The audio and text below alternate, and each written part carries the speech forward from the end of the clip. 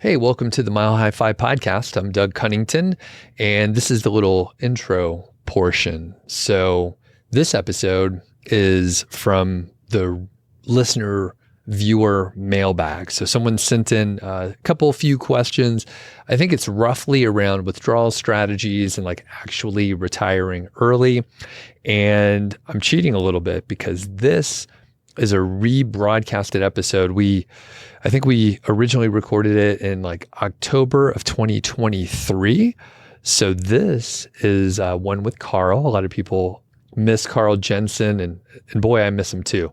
But this is a classic episode. This is one that we recorded back in Breckenridge, and we were actually working on the book at the time, the Lazy Book. And the Lazy Book is still a work in progress.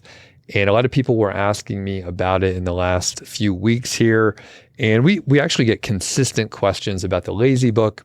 A lot of people think that it might be available to buy. So people are asking, where can I give you money to buy the book? And I have to tell them, hey, it's not done yet. There's another group of people that think that the whole thing's a joke. And we never wrote anything. And we were just making it up, and it's a very long play, a very long gag, and there's no book at all. Truth is, we have probably 80% of the first draft done, but we haven't touched it in a long time. Carl and I were chatting in Cincinnati over a hot bowl of chili, and basically I was like, hey, would it be cool with you if I work on the rest of the first draft, try to get it into a state where like maybe we could do something with it?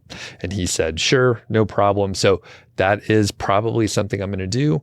I've had a little bit of a busy Q1 here in 2025 with actually a lot of vacation time. We went out to Death Valley and Joshua Tree a few weeks ago. And then I was out there in Cincinnati for EconoMe, which was an absolute blast. Side note, I recorded an episode with JT, who also attended EconoMe, about like the introvert's guide to attending EconoMe. Now, the kind of cool thing is a few dozen people, well, that might be an exaggeration, but more than one person said that they listened to the episode while we were at the conference, and they got some helpful information. The interesting portion of it is people got a lot of stuff out of it if they went to EconoMe, but on the download side, a lot of people skipped it, which is interesting. So it was like the people that listened to it, it really had an impact. They were able to tell me personally, and JT as well, that the episode was helpful, but many other people didn't check it out, which is totally fine. Side note, I'm going on a huge tangent here, but this is the story time portion. Basically, I didn't follow any of the advice that I gave to other people for attending EconoMe. So I've been back here in Longmont for over a week. And a funny thing happens when I go to a conference. Number one, I talk too much and I drink too much. And then I lose my voice. So I didn't lose my voice over the weekend there, but it was pretty gravelly after one day. And the reason why it's very loud in many of the venues. And when you're chatting with people and you're excited to see all your friends and everything, you're talking louder and louder, and it's extremely loud, like to the point where people are wearing earplugs and stuff. And my voice doesn't hold up very well. So I kept doing that day over day over day, every single day. Thursday to Sunday night, I did that. So my voice gets worse after I get home. So it was actually like I couldn't talk at a normal volume from like Tuesday morning to like Saturday or something. I mean, it was pretty rough, pretty stupid. Number one, I have to record these podcasts occasionally. So literally the only thing I need to be able to do is talk. And I couldn't really do it, which, it's a nice little break, little vacation for me. But my voice is still a little gravelly, so I shouldn't even talk too loud here. So if you see me at a conference in the future, remind me, hey, you shouldn't be talking so much. You're going to lose your voice. Don't be an idiot. So, and maybe I need to listen to my own episode, because I literally did not follow any of the advice that I gave, including don't drink too much the first night. I did. It was really fun. Carl and Mindy sponsored the opening party thing at this nice brewery called Esoteric, and really enjoyed it. Really fun. So thanks, Carl and Mindy, for doing that. And I think that's it for the intro. Again, fun episode. If you're interested in the book, and you do want me to push this forward, and then when Carl can help out again, and I don't know, it might be like 2028 or something like that, we'll have a good starting point for us to re-collaborate and start working on it. So let me know. Shoot me an email if you are interested in the book. The other thing is we do have a sponsor, Ghostbed. They've been a great supporter. I was actually able to hang out with Rich Bernstein in Cincinnati for several hours. You see people constantly in the lobby and in different areas, and you have lunch with them and all that kind of stuff. Love Ghostbed. We have the Ghostbed Luxe. We have a queen size, and the Luxe is a little bit softer. It has the nice cool layer in there, but they actually have many different options out there, so you could check it out. And one way to help narrow it down, because there are several options, you could take their 3-minute sleep quiz. So be sure to check that out. When I chatted with Rich, he mentioned that there might be a little bit of a change in the offer. So I won't mention anything, but I could tell you right now, you're going to get a great deal if you follow the link and you head over to Ghostbed. It should be at ghostbed.com/milehighfi. And like I said, we love our mattress. I actually have one of their pillows as well. It has like some cooling gel on top, which feels really nice and cool on my bald head. There's no hair to get in the way. Thanks a lot to Ghostbed. Thanks for listening to this whole long intro. And if you dig Storytime, leave a comment over there on YouTube or shoot me an email, because I do like mentioning some things that are just going on in my daily life. And I'll give you a teaser for the next one. I'm selling my truck. I'm finally selling my 2005 F-150. And I went through some of the calculations, which I'm happy to share later. And I am going through the process of trying to sell it on Craigslist or Facebook Marketplace, where there's a bazillion scammers out there trying to trick you as well. But luckily, I don't trust anyone, and I'm really skeptical, and I could just keep serving it back to them. It's a little bit of a waste of time, but it's somehow enjoyable for me. And solid chance I'm going to close the deal today. I'll be willing to share all the numbers and all that kind of stuff. And the thing is, I created the listing just yesterday. So hot market out there for 20-year-old used trucks. And the one other teaser I'll give you is I spent a lot of time on the copywriting. If you go look at listings, a lot of times it'll just say F-150, 2005, X number of miles. And then that's it. They don't say anything else. I wrote probably like 2.5 pages. I told them everything that's wrong with it. I was like, here are the issues, blah, blah, blah, blah, blah. Take pictures of it so they know what they're walking up to. And then I paint a picture too. I mean, I'm telling them a long story, things that don't matter, but it helps them create a little bit of a relationship with me. They're like, this is like a real person. This is not a scammer. So with all that said, let's send it to the episode.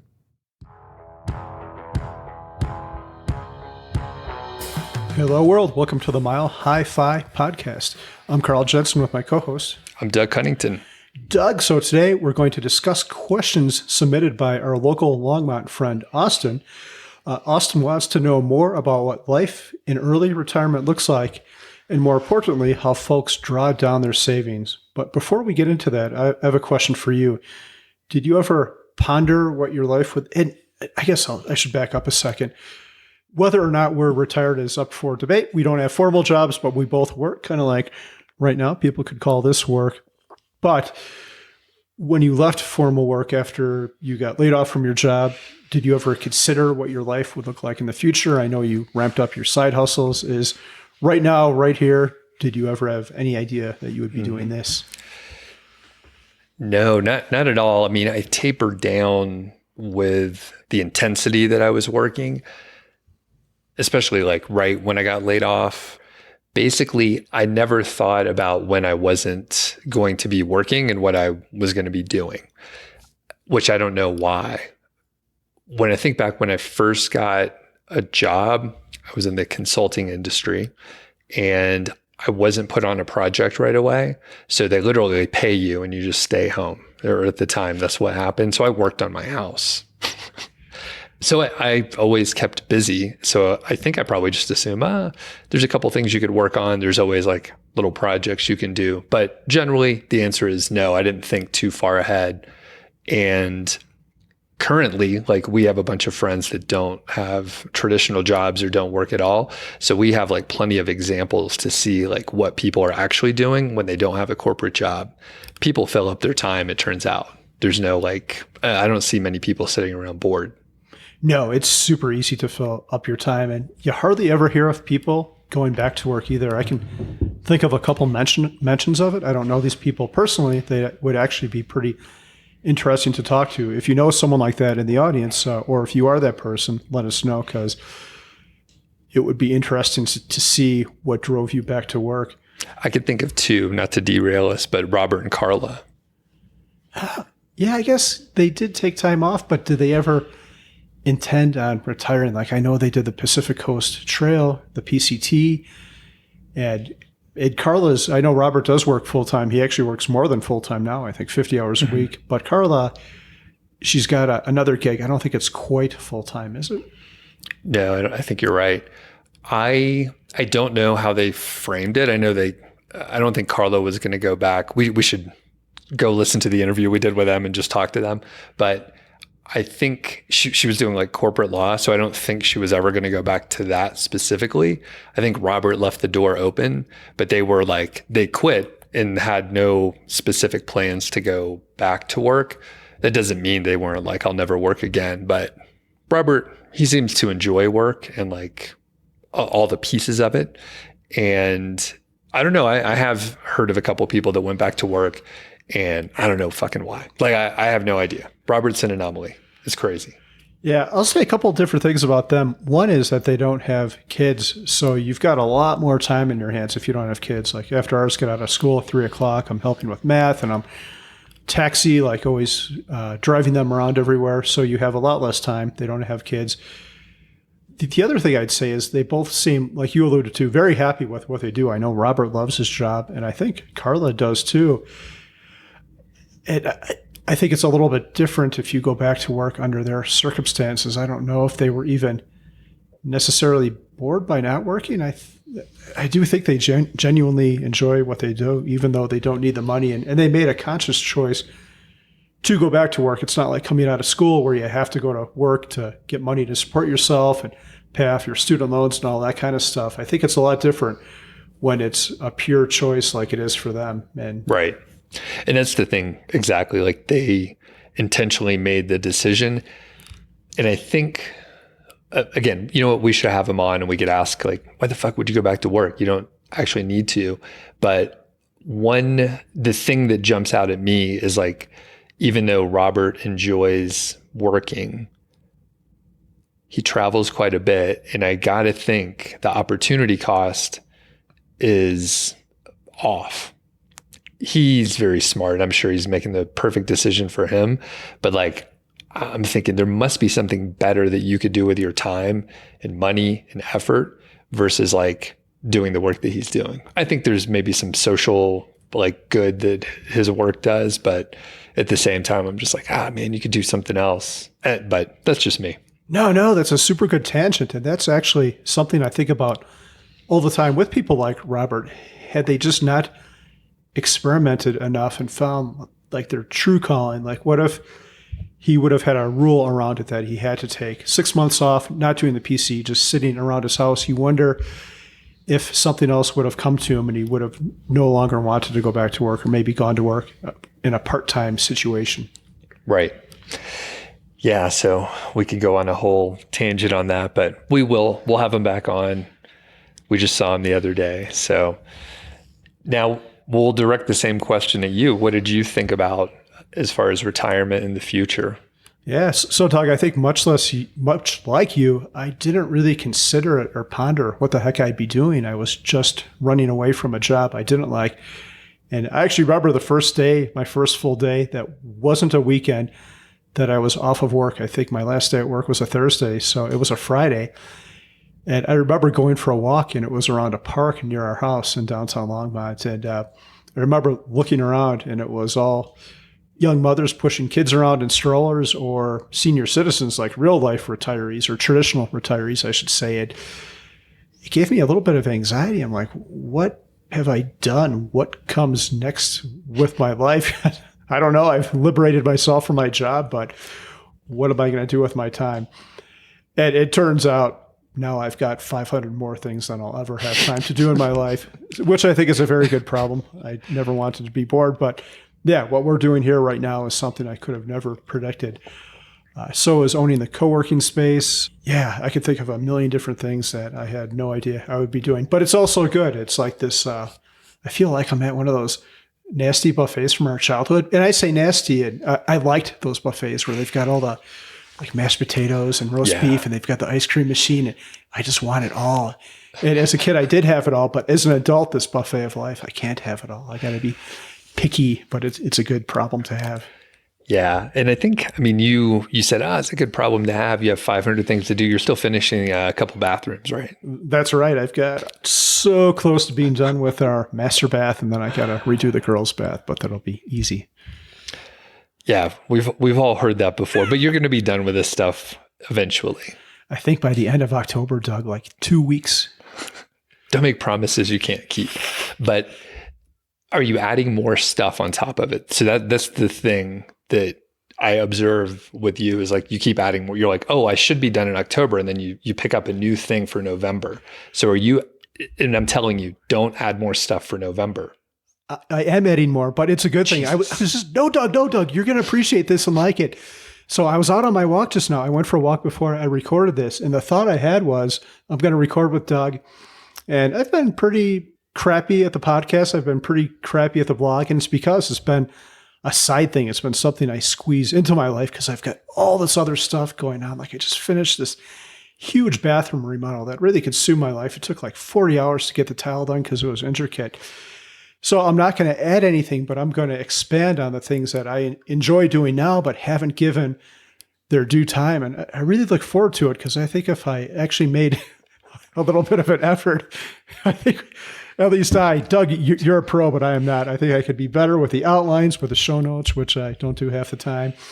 And with the book too, I feel so energized knowing that I am almost truly done with all this stuff. I even outsourced the last big project I had, which is a railing, just so I could move on and get that stuff behind me and work on this stuff, which I would have enjoyed doing the railing, but I enjoy doing this more. Therefore, I need to subtract it more from my life. So, Doug, to be clear, nice. I am not adding any other additional things, but I do look forward to spending more time on the things we've already been working on. I hope that's a good answer for you. Yeah, that's pretty good. Pretty good.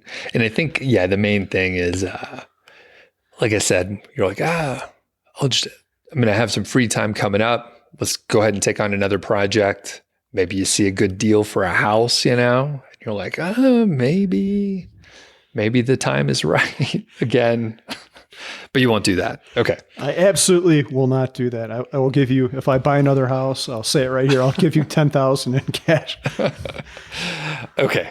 That's a deal. I can get a nice guitar with that. Yeah. All right. Let's get on to the question from Austin, and really appreciate him sending this in.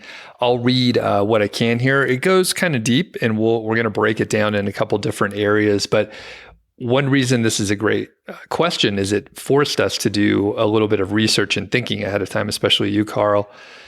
I mean, I had to think too, but you actually went through and made some great notes. But it's about the nuts and bolts that actually you and I haven't gotten into, even though you've been retired for 5+ years. Really, Mindy just went to work, and then you haven't had to draw down on any of your investments at all, right? Yeah, I actually did it for the first time to purchase a car. Should we talk about that now or save that for a different time? Let's save it for a different time, but I think people know what might be going on. Cool. It's a cliffhanger. Yeah. So I'll read this from Austin. I've been driving around Denver all day on deliveries and listening to a bunch of your podcasts. Definitely appreciate y'all's show lately. It seems like you have been upping the bar and getting some higher level guests. Thanks. We'll take that compliment. Give some specific examples of how people deal with FI and early retirement. Meaning, what exactly does it look like on a month-to-month and year-to-year basis? I always wonder exactly how people do it. And, again, we haven't specifically had to draw down or, think about it, but we have sort of graduated to the portion where we don't have traditional jobs anymore and we have a ton of freedom. So we could talk a little bit about that. And I know, Carl, there's a couple of examples that you came up with here. Yeah. Do you think we should talk about these examples? We've got some specific people in here, but this is such a broad topic. And the main thing I think about it is it's not going to look the same for any two people, not the same at all, completely different. But I think there are some main points that we can talk about as well. But like the examples I had in here were Eric, and he was on the podcast a while ago. And when he first stopped working, he immediately started doing handyman work for friends and other people. So he kind of gave himself another job, but it was a job he enjoyed much more than what he was doing. So I'm not sure. Can you really call him retired? Who knows? But he has since quit that, and now he is working on a webcomic. He likes to draw, so he's doing what he truly loves, and so far he is making zero money at it. He's just doing it because he likes to do it. And I think one thing to highlight, some people would be like, oh, that's not retired. He just changed jobs. But I think it would be similar for the path that you and I have taken. People would be like, from our old jobs, they'd be like, yeah, you kind of retired because you're not doing the same shit. No one's telling you what to do. So Eric, he was in finance, right? He was a mutual fund, numbers guy, right? Yep. We interviewed him, so people could check out that episode from way back. So going from that sort of high level career to handyman work, his peers would probably be like, what the fuck are you doing? And he could say I retired from that. Now I'm just doing, I'm self-employed. I'm doing what I want and I'm working when I want and I have full autonomy. So I think some people can go along with that, but per the strictest definition of not working, some people would be like, that's not retired. Yeah. And the other example I have, which I think might be a perfect example, is Pete, Mr. Money Mustache himself. Because that guy, if he doesn't want to do something, he is not going to do it. And I'm sure there's lots of things that people could point to on the blog, like him and I installed a heat pump at the HQ, and people could call that work. But we really enjoy that type of thing. We've replicated that same project in other people's homes. But the main thing I think with him is he's not going to do something if he doesn't want to do it. He doesn't plan anything. He just likes having his life an open book and doing things that come to him that he knows he'll enjoy. And that's pretty much it. I was looking back through his blog the other day, and he used to write every week, tons of blog posts. And now it's once every 2 months, if we're lucky. He is just up, and it's because he doesn't want to do it. So he doesn't. If inspiration strikes, he'll do something, but otherwise he doesn't write a word. And I appreciate that too. I mean, he was very enthusiastic when he first started blogging, and he wanted to share ideas and just work on it. And then after 5 or 6 or 10 years, it's it's not as novel. It's not as interesting. And maybe he wants to do some other stuff with his time, which even if it's just, I don't know what he does. He hangs around, walks around, rides his bike everywhere. Yeah. He rides a bike all the time, right? Yep. Yeah. So, okay. And then, okay. I've got one closing thought on this. I think maybe the litmus test for what you do in retirement and to know if you're successful or not should be if it feels forced. If something feels forced, if you don't want to do it, you shouldn't do it. Kind of like the Derek Sivers quote, if it's not a hell yes, it should be a no. So when I wake up, am I excited to work on the book that we're doing? Yes, I am. So therefore I should do it. But anything I don't want to do, I should eliminate that. And I think if you're truly excited about your work and you're making money from it, more power to you. The Internet Retirement Police might arrest you or whatever they do, call you out. But if that's your passion and that's what you're excited to get out of bed to do, who cares what anyone else thinks? I think it shows you arrive too if people call you out. Like no one's called me out for anything. You know what? I just wouldn't be aware of it. It'll happen, Doug. Yeah. We get it. I say it all the time because it cuts. It hurts when we get those negative reviews. People are just mean. And I think maybe that does mean we made it. They don't treat us like people. Yeah, they treat us like animals. Okay. But we have feelings too, audience. We're very fragile. Yeah, you can be constructive with your criticism. You don't have to be mean, or you just don't have to listen. We're trying to help you out. If you do have complaints, leave YouTube comments. Helps the algorithm. So, okay. How do you want to wrap this up? You had some main points here. Real quick, I think there's some main points to early retirement. In this, we're going to have, I think, maybe a 3 or 4 part series on happiness, Doug. I've actually started writing all these, and I think it'll be super good. But one of the things I've come to is a routine is super important. Like you're going to have to do certain things in your life, like exercise, make food, get up and do all the things you have to do to take care of your life. If you have kids, that changes everything too. Like we alluded to before, kind of half your time is gone because they're around asking you to drive them around, and they need to eat and they need clothing, and they fight. You have to break up fights. So Eric once said, you're not truly financially independent until your kids are out of the house. And I think that might be the wrong wording, maybe like life independent, like you've got that restriction. And we all chose to have kids, so most of us did. So it's on us. This is going to be different for everyone. What makes you want to wake up and do stuff is not going to be the same for anyone else. And you have to figure that out for yourself. And that's difficult. Again, we'll talk more about that on our happiness episode. But then kind of a big one is things evolve over time. What makes you happy as a kid, from a teen to when you're a college student to when you're working to retired, it's different. And you have to be thoughtful and introspective and always considering that as you move through the phases of life. But again, we'll save all that for our happiness series, which will be coming up sometime. And one thing as far as like how retirement can look different, we're in our 40s, right? You're in the tail end, clearly you're a little older. But the thing is, I had my professional career from about 10 years. So I'm kind of looking at like 10-year segments of like how my interest has shifted. And I suspect it'll keep going because that's the way the last few decades have been. And I'm sure I'll get bored with some of the things I'm really interested in now. Like 10 years ago, I was spending a ton of time brewing beer and just like that whole subculture of like brewing beer, homebrew competitions, judging beer, breweries. And now I'm still interested, but not the same level that I was before. And I'm sure it'll shift in the future. Do you have similar observations of like what you are interested in and how it's changed over time? Or do kids just wreck the whole thing?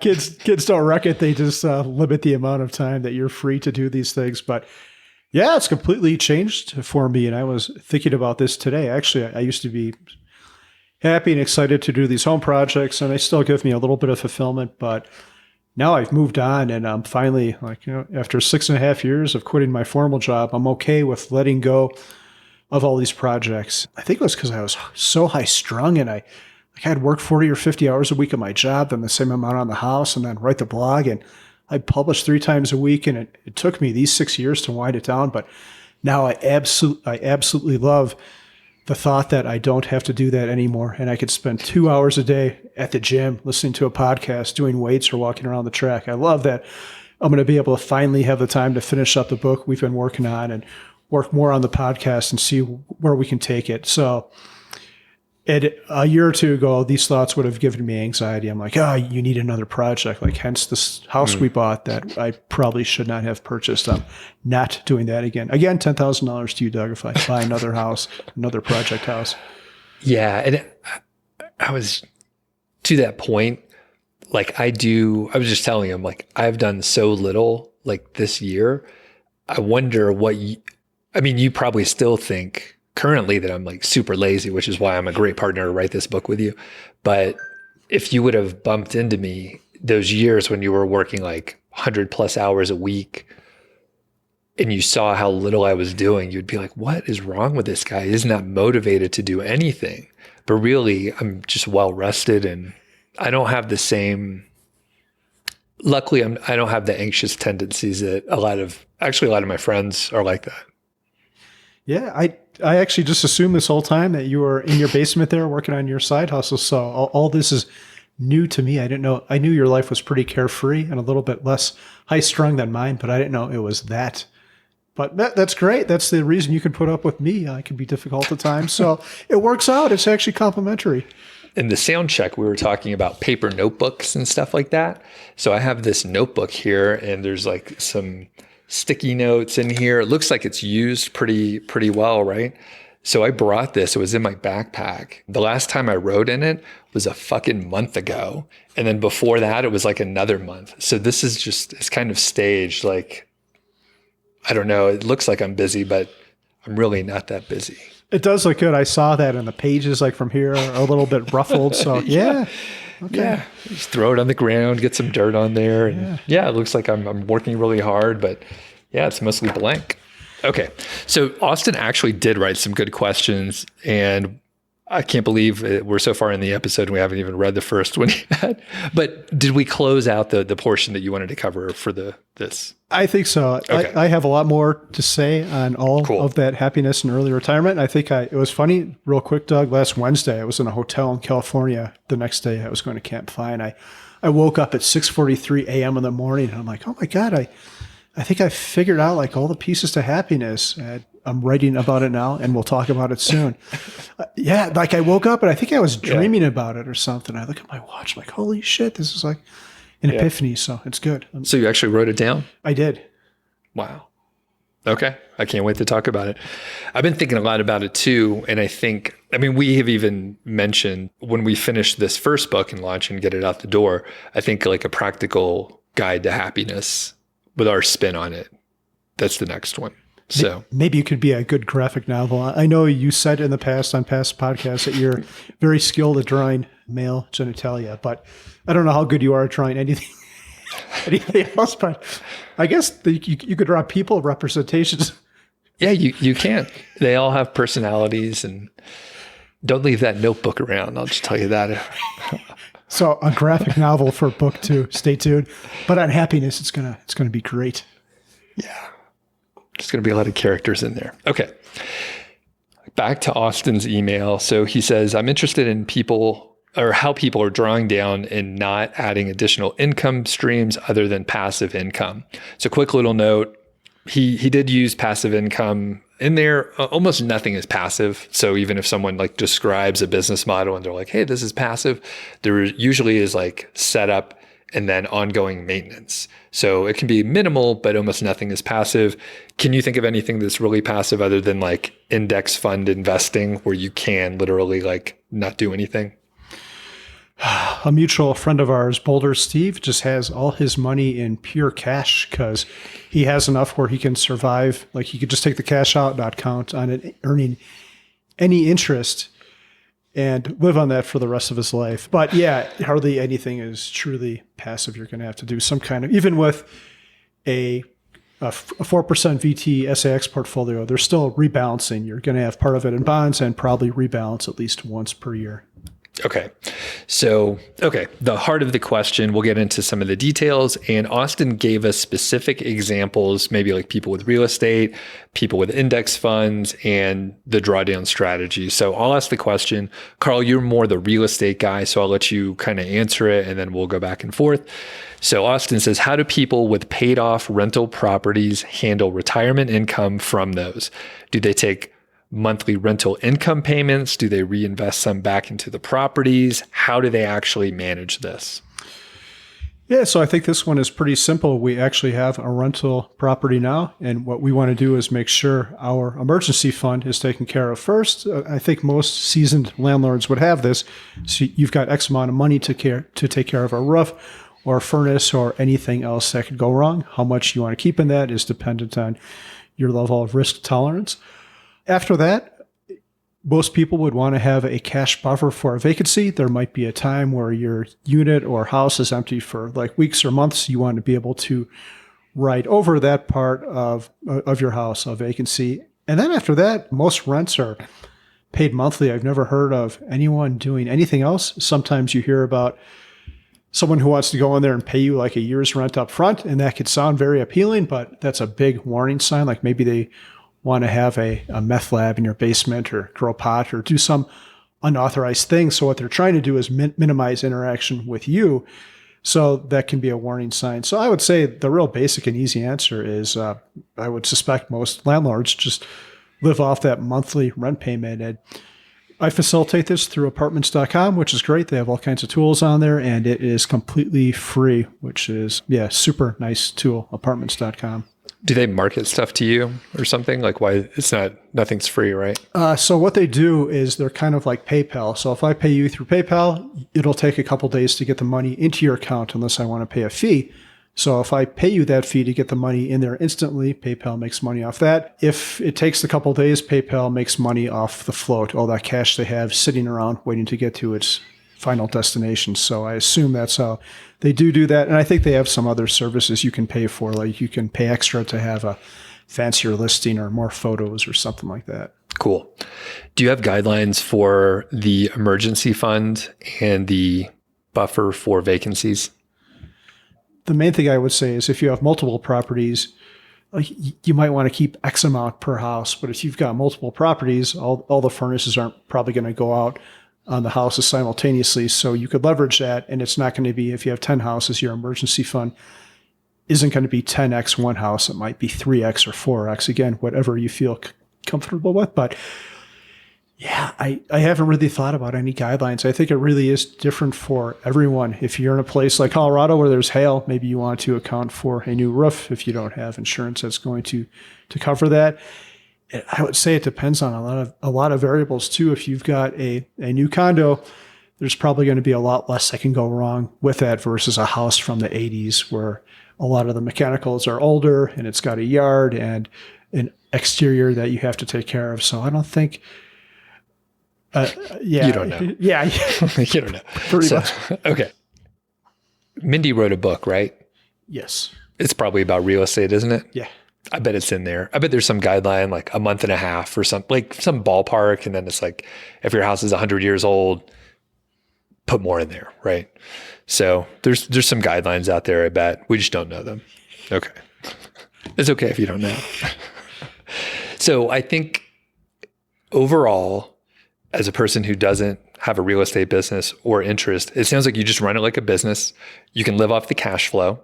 And our friends, Chris and Deb from Go Bucket Yourself, if I remember right, I'm pretty sure they did real estate and they have some cash flowing real estate. And that was their quickest path to retire early, but they don't have a desire to like have a huge portfolio. So they just have a few properties and it's what they need to go along with their other investments. So overall, if you have like real estate income, it's just like regular income. You run the business, reinvest if you want, make sure you have like some cash to deploy in case of emergencies. Is that a good summary? Yeah, I would say so. If you're interested in real estate, maybe get a mentor. Perfect. Okay. For the next part, Austin says for people with, say, $1 million invested in index funds, what withdrawal strategies do they use? Do they take a monthly withdrawal or an annual withdrawal? Is it a variable percentage? Do you use the 4% rule? What do you do to start getting money out of there? Yeah, interesting.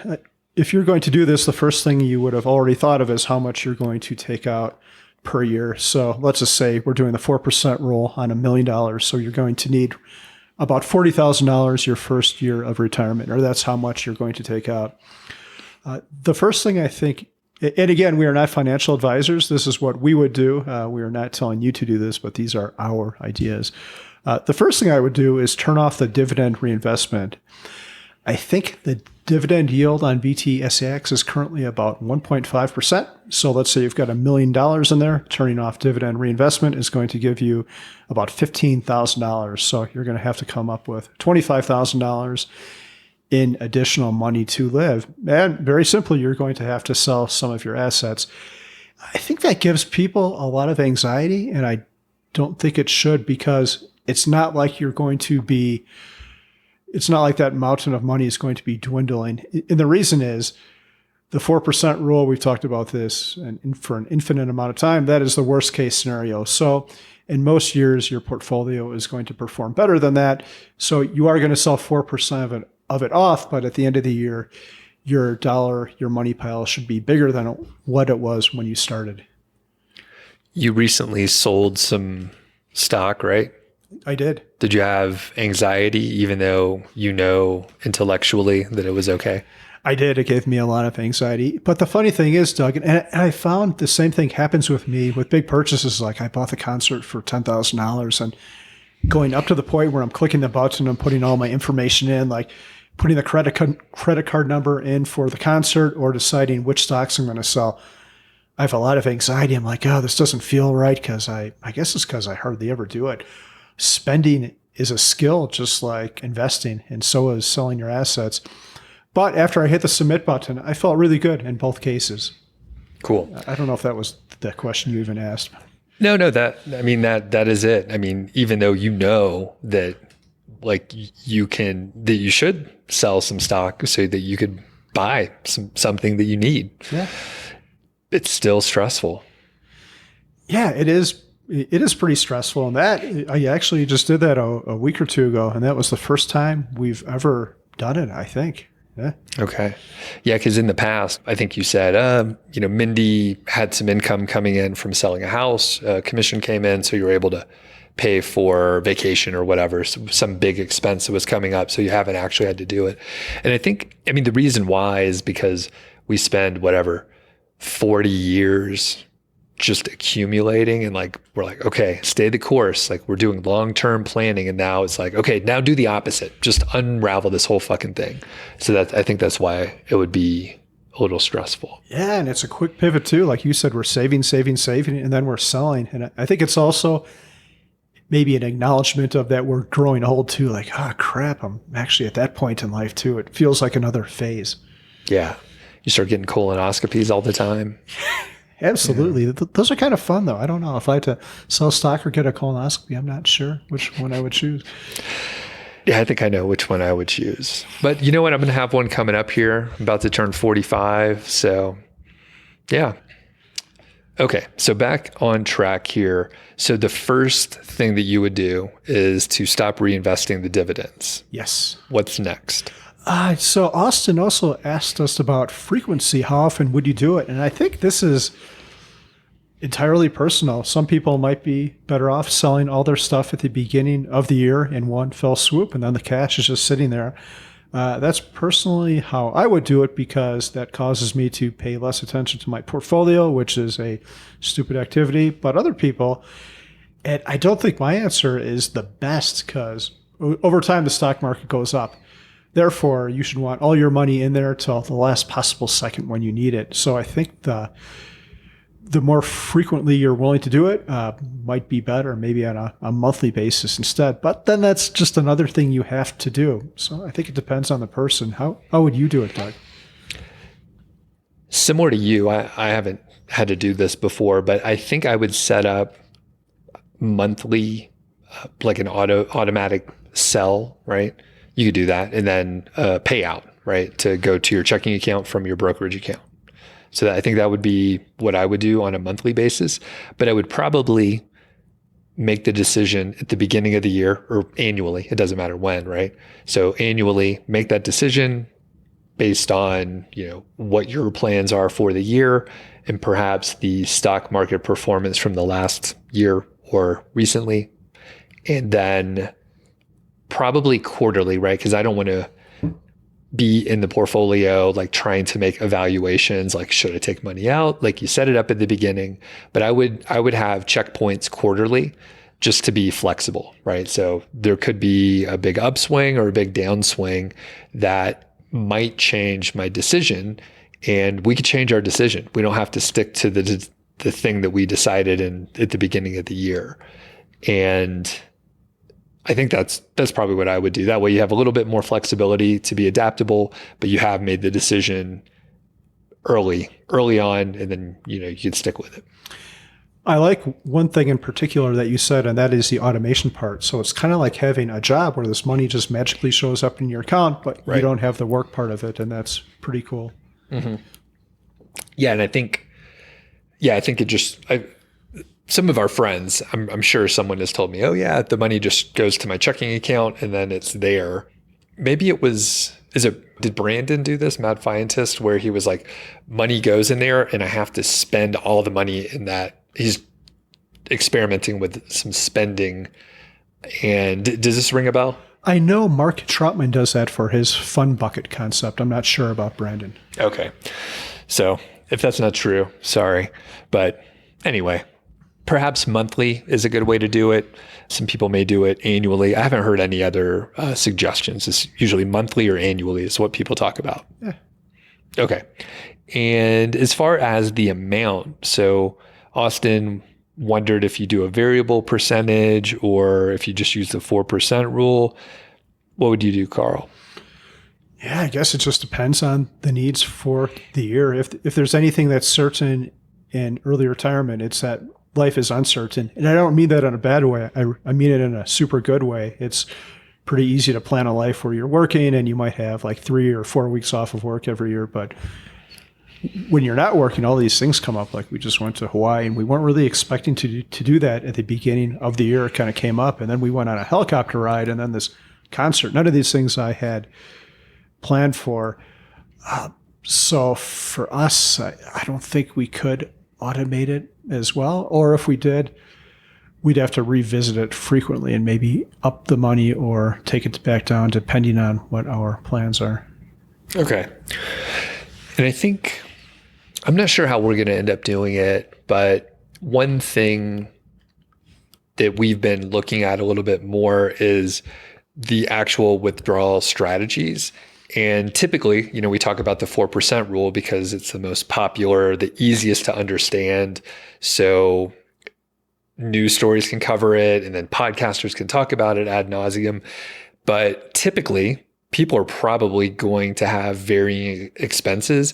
And logically, if it's a down year, especially like early in your retirement, you're holding the risk of the sequence of returns, right? So if you have down years and you're taking out what is a higher percentage than you intended because you're looking at like a fixed amount, say $40,000 a year, it could throw things off. So I think most people would end up having a variable percentage that they withdraw based on their plans and then the market performance.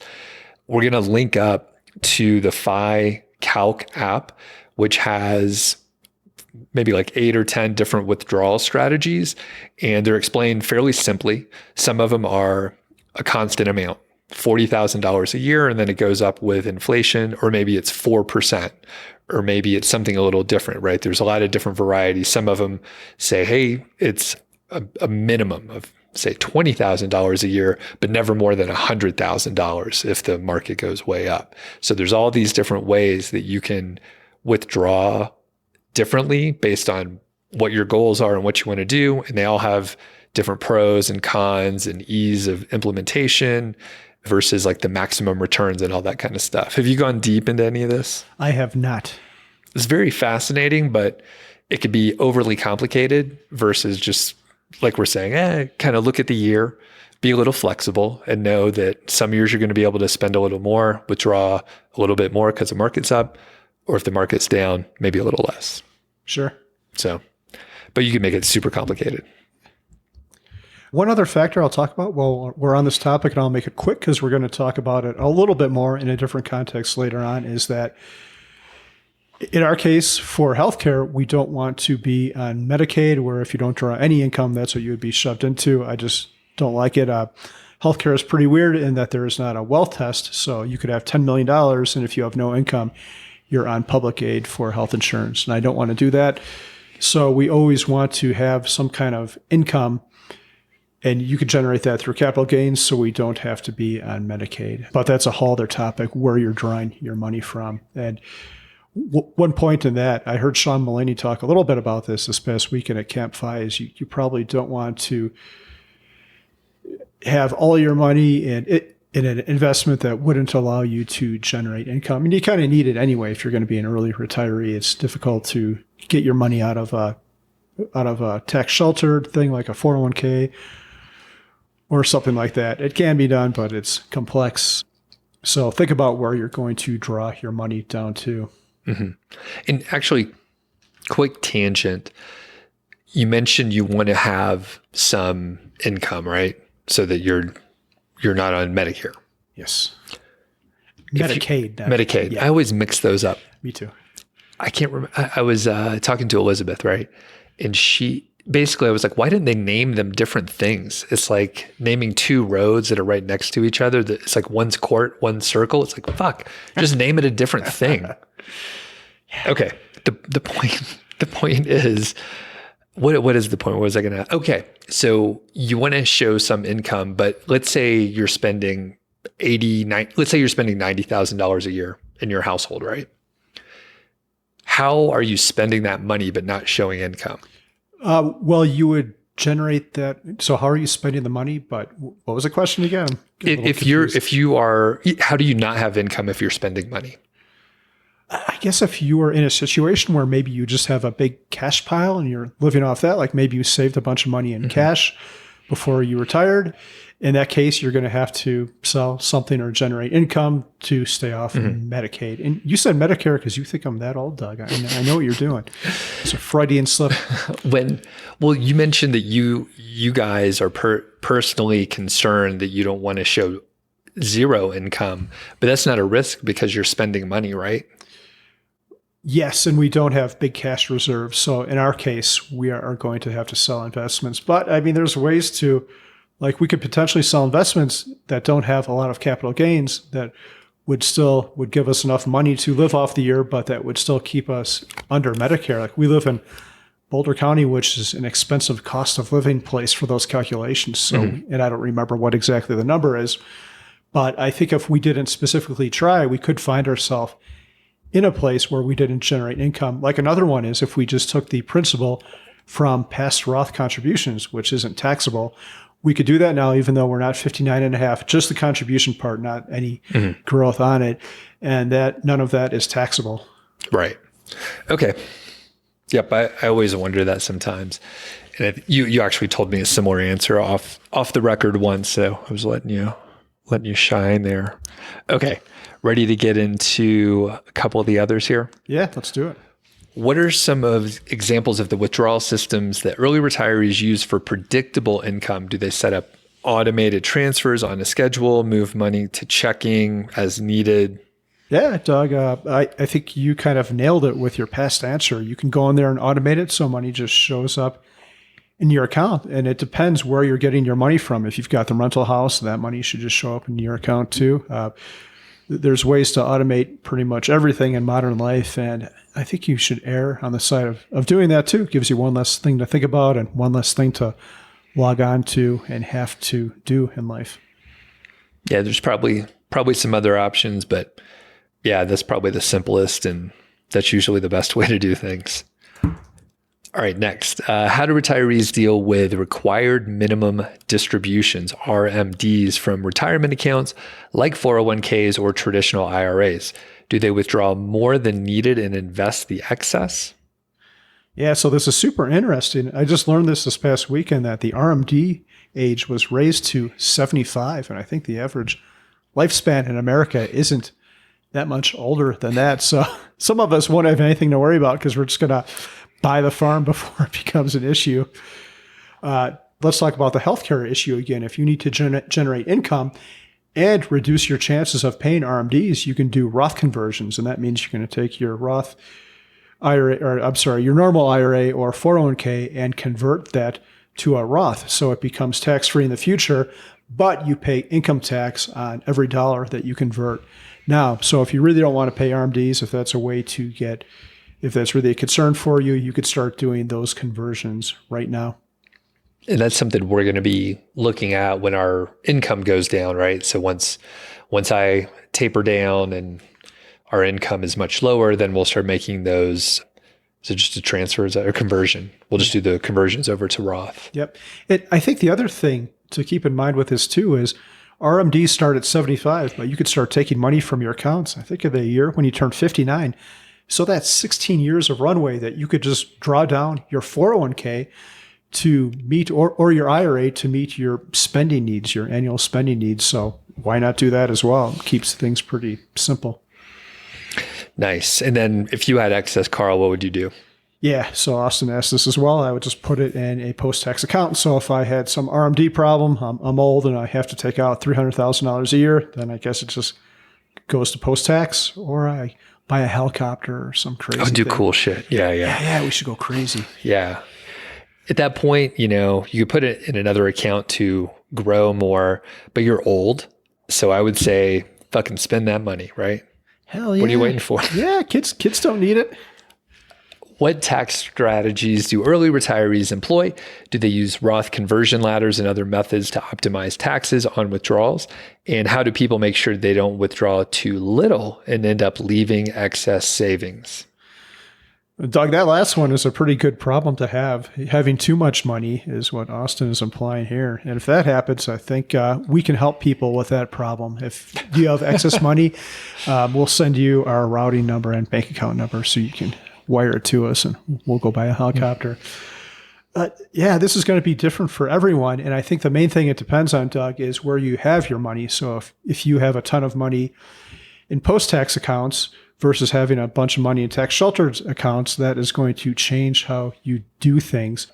Yeah, and there's things you can do for a post-tax account. I guess we can talk about that now. If you have so capital gains for a married couple start at about $90,000 and $45,000 for a single person. So one strategy that I learned about a couple of years ago that I didn't know existed is, and this is obvious, if you have a lot of capital gains but aren't going to bump up against that number, you could sell enough stuff to not have to pay capital gains and then just buy the same thing again. So you're resetting your cost basis, if that makes sense. So when it actually does come time to sell it, you're minimizing the amount of taxes you're going to pay. And that's called capital gains harvesting, I believe. Mad Scientist has a good article about that, which we'll link to. I've heard of that. Yeah, that's pretty smart. But if you had a ton of money in pre-tax stuff and you want to retire early, maybe you do need to do something like, a SEP plan or a 72T or a Roth conversion so you can get at that money before you're 59. So in that case, you would want to take money from your pre-tax investment instead of, if you don't have money in post-tax.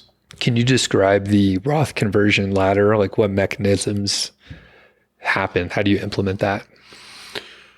So you're going to take money from your 401k and convert it to a Roth. And I believe, look up the details, we are not tax professionals or professionals in much of anything. So say you do $80,000 for 2024. You have to pay $80,000 in income tax for 2024.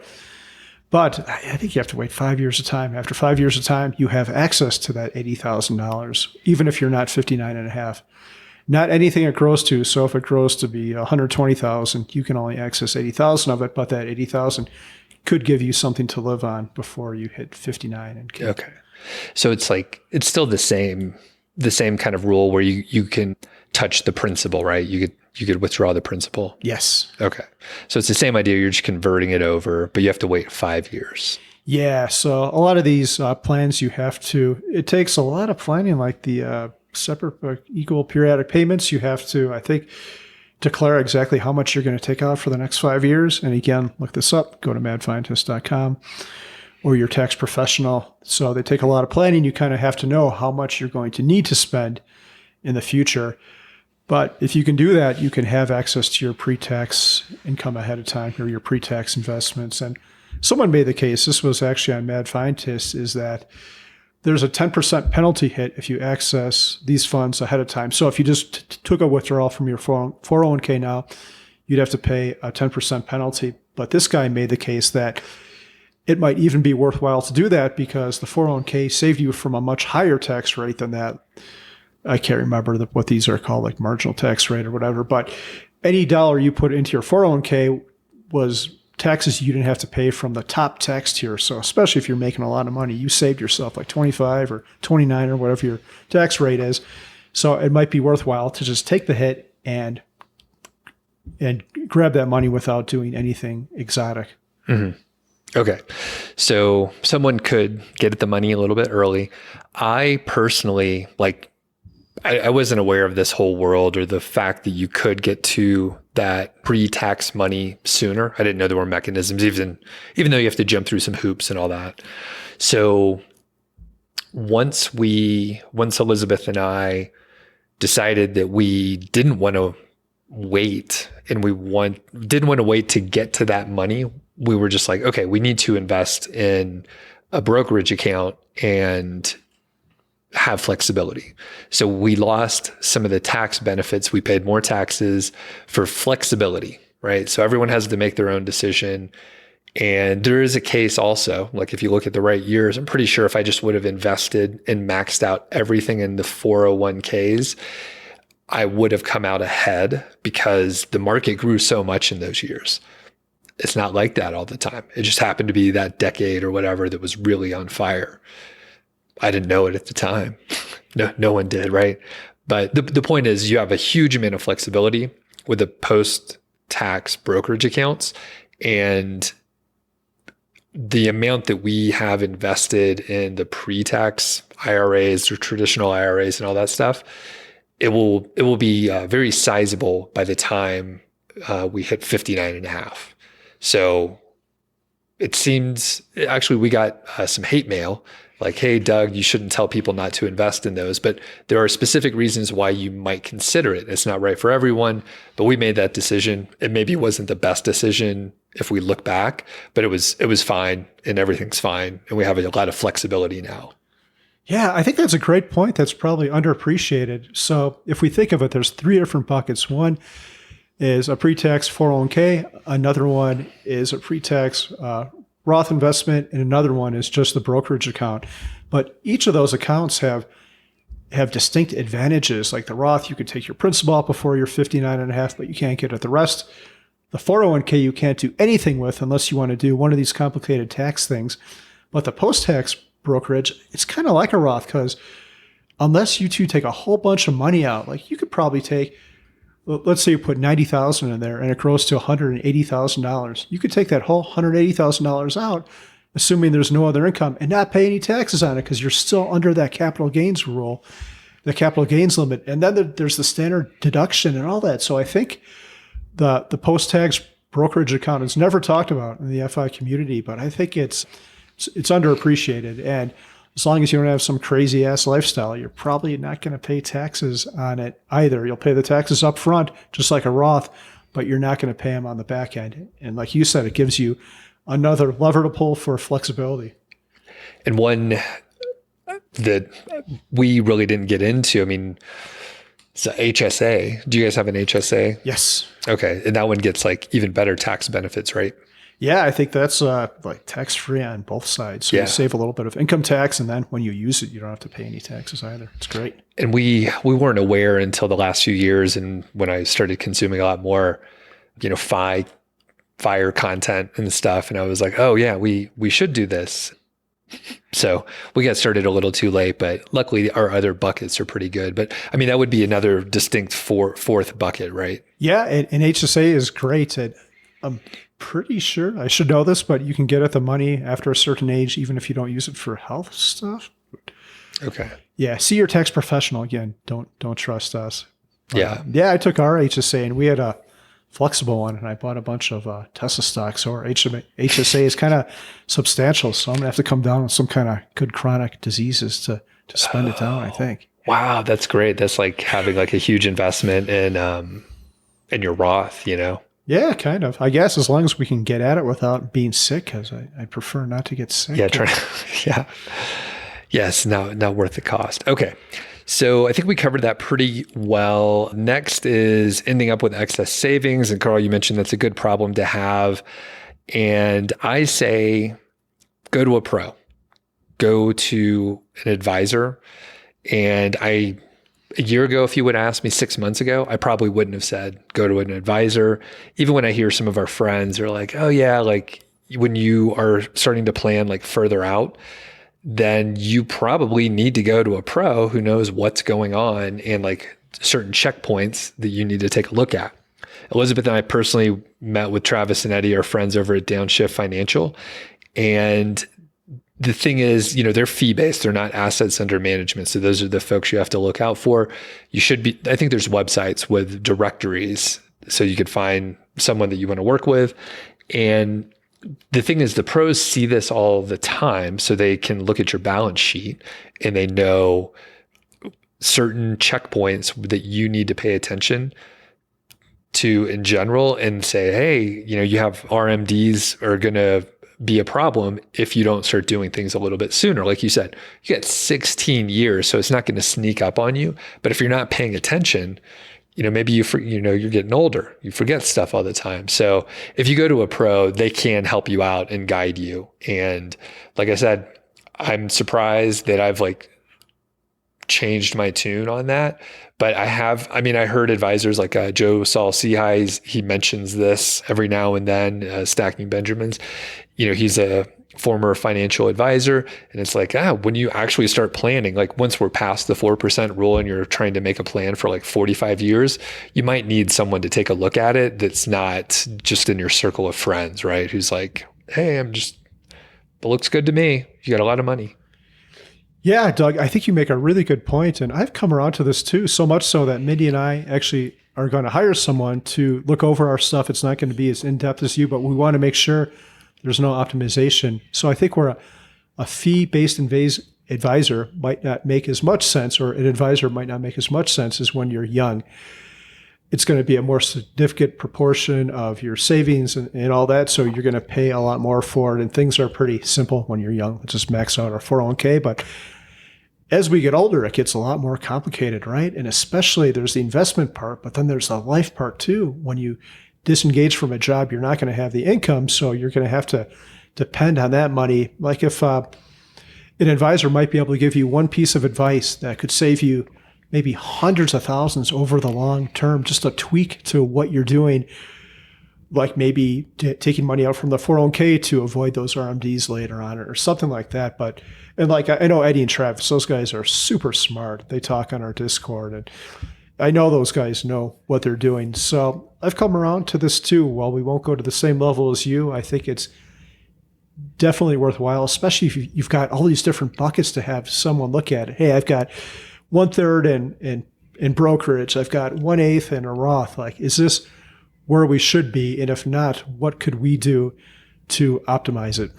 Yeah, exactly. And that's a great example. We just kind of lucked out. We kind of have the right proportions in the various buckets, and it was kind of dumb luck. We planned ahead and it worked out okay. But if we had all of our money, all of our nest egg in pre-tax, we would have to fucking figure out how to get it out. And it's not, there's things you could do, but it's not a slam dunk. Like the Roth conversion ladder, 5 years, right? We would have had to take a penalty basically, or keep working for 5 years. Yeah. So, okay. And those investments, those kind of instruments are complicated too. So a tax professional is going to be able to guide you through them and sign off on it so you don't mess anything up, which is critical. You don't want to have the IRS sending you letters in the mail. Yeah. One other thing I want to go back to real quick is we talked about the excess savings, and one thing people could do is support our podcast over on Buy Me a Coffee. One thing we did, we have Chris, who very kindly volunteered to help us out. He wouldn't take money from us. So one of the things we did with our proceeds from the Buy Me a Coffee is we bought him a Camp-Fi weekend. So I just met him for the first time. Super great guy. His wife made me a Taylor Swift t-shirt, which I'll wear on a future episode. So it would be nice to cover the cost and to be able to pay people to make this podcast a little bit better. Maybe edit it so I don't sound so stupid too. There's only so much that editing can do. You also get extra content over on Buy Me a Coffee. So we've been recording videos of progress of the book that we're writing, and we release those early, and then people at Buy Me a Coffee get to see it. We also we just do post occasionally. We're not super regular with it, but we do post some extra content out there. The other thing that we end up doing, one reason we're in the hole, we're just nice people and generous, as everyone knows, but we buy t-shirts and we just give them out. Like there's a couple people have purchased t-shirts and we really appreciate it, but there's not that many. We usually just buy stuff and give it away. And I got a batch of stickers and you were giving some out. There's some special edition asparagus ones as well. Yeah. It's surprisingly enough, Doug, I was telling Doug about this offline. I put all 3 equal amounts of all 3 stickers out. And were the asparagus ones the most popular? I think they might have been, which surprised me. Yeah. Or I thought you said the ones with our face on there. Oh, yeah. And maybe that's why I was surprised. I was surprised too. Yeah, I was unsure who'd want that. But another thing, Doug, is we just bought a Cricut machine, if people are familiar with that. So I have all this ideas for custom swag. And what we're going to do when we come out with a book for Buy Me a Coffee supporters, we're going to have packages where you get a book and maybe a t-shirt, maybe an old school one, or maybe even like a custom one that's a 1 off or a 5 off. Yeah. And we've got some pretty cool ideas around that. And that machine's supposed to show up Sunday. I think all in, I spent $600 on all that stuff. But you did? Yeah. Wow. We could make some. Yeah. So Doug, real quick, I ordered a bunch of the tri-blend I could sell to Doug. I'm into good t-shirts too, but Doug is into it more than me, so I could sell to Doug. He told me, what t-shirts do you get back? Doug, we need to come up with swag that no one else has. And I'm thinking, I don't know if they have this, but tri-blend underwear, and then we could have Mile Hi-Fi boxers, or maybe thongs if that's what you're into, or whatever. A thong wouldn't give us that much real estate to put our logo on, but we could maybe on the front, I guess. Yeah. Yeah, probably in the front. That makes sense. It's real odd to end on this note. It is odd, but Doug, I just love the idea. Some people have diversified into socks. And it's kind of a statement for us. We're not trying to advertise because a t-shirt like socks, other people see it. We're just trying to give you something you need. So here's Mile Hi-Fi underwear. Imagine the surprise on your partner's face when you disrobe and there's a fluorescent biplane on your private parts. Yeah, that will be shocking. It'll be great. Okay, let's end on that note. Thanks for listening to the show. That was the Mile Hi-Fi podcast, and I'm Doug Cunnington. If you dig the show, please do 3 things for us. Number 1, tell a friend, a family member, an enemy about the show. We really don't care who you tell. Maybe forward them a specific show that you know that they will like. It's the single most helpful thing that you can do to spread the word. It's like giving us a virtual high five, and actually we don't give high fives in person, so the virtual kind's pretty good. And more importantly, your friend or family member or even your enemy will appreciate the fact that you were thinking of them. Number 2, make sure you're following or subscribed on your podcast app, Apple Podcasts, Spotify, Overcast, YouTube, whatever you're using, and that way you won't miss a show. And number 3, please leave us a rating and review. We read them on the show occasionally, and you might hear yours out there on an upcoming episode. Quick disclaimer, this show is not financial or legal advice. I'd actually be surprised if it sounded like it. It's really just for entertainment, and that's at least what we're hoping for. But seriously, get advice from professionals. So we'll catch y'all next week.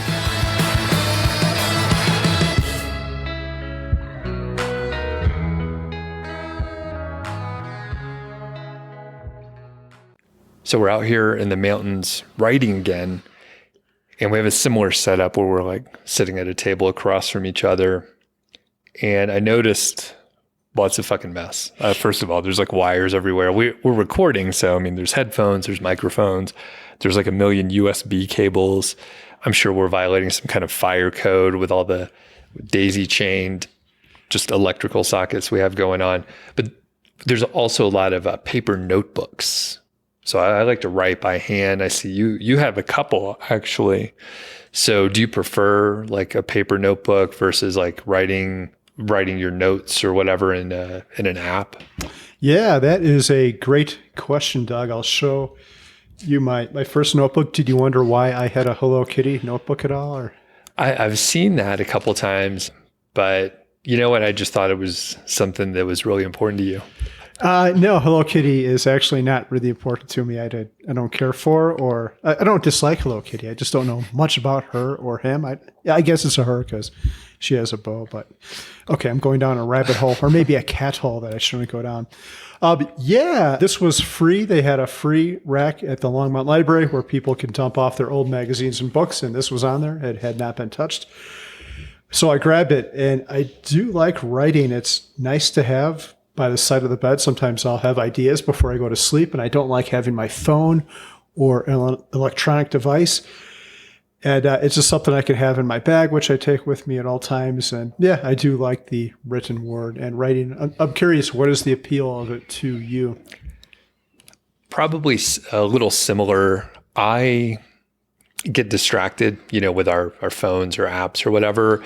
And I think whatever back in the day, 10 years ago, it's like, oh, there's this app you can use and syncs all this stuff together and blah, blah, blah. And I would try that stuff, but it never actually helped anything. I would partially set things up and then never use it again. There's probably 3 or 4 apps that I did that with. The other thing is when you write it by hand, it forces you to go slower anyway. And I was reading some article, I can't remember the context or any of the details, it doesn't matter, but it was kind of about the bullet journaling method, I guess. Have you tried that? Are you familiar? I am familiar with it, but I have never tried it. So similar to the apps, I kind of started doing it, but I kept it up for much longer. It's a lot more adaptable than some of what I felt like the apps were driving me towards. Anyway, in the article, it mentioned the bullet journaling method kind of forces you to do repetitive things. So let's say you have a task and you didn't complete it that day, you would need to carry it over to the next day and rewrite it. So it forces you to think, well, I skipped it for 4 days in a row. Am I really going to do this? Does it actually matter? And then things just fall off. So anyway, I have a bunch of paper notebooks, and it looks like you snatched that from there was a young girl that wanted to get the Hello Kitty notebook from the library, and then you took it away from her or something like that. I probably sort of left it there for someone who would have appreciated it more than I did. But it was sitting there. No one picked it up. I'm sure you didn't take it from a kid, probably. So yeah, I like paper notebooks. Now for our writing, so we're writing the books and working on that stuff. What do you use the handwritten notebooks for in the writing process? Whenever I have ideas, I get out my notebook and write it down. So this thing is turned into pages and pages of disorganized notes and thoughts. So then I have to open my computer and find a way to make sense of them all. But all the time throughout the day, I'm always thinking about the book and other things. And if I don't write it down, it's super annoying because I'll remember that I had a great thought, but I have no idea what the thought was. And it usually doesn't come back to my brain unless I can try to go down whatever line of thought I had at that time. I can't resurface it. So whenever I do have a good thought, I need to write it down immediately. And that's what I use the notebook for. I can't remember if it was Stephen King or someone else who was don't even worry about that. If it's a really good idea, you'll have it again. That is not the case with me. I don't know. Maybe I'll look that up. That could be a section in the book.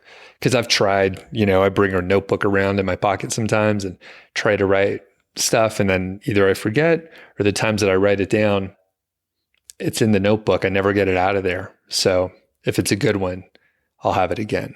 I'll just count on the universe to make sure it resurfaces. I don't know.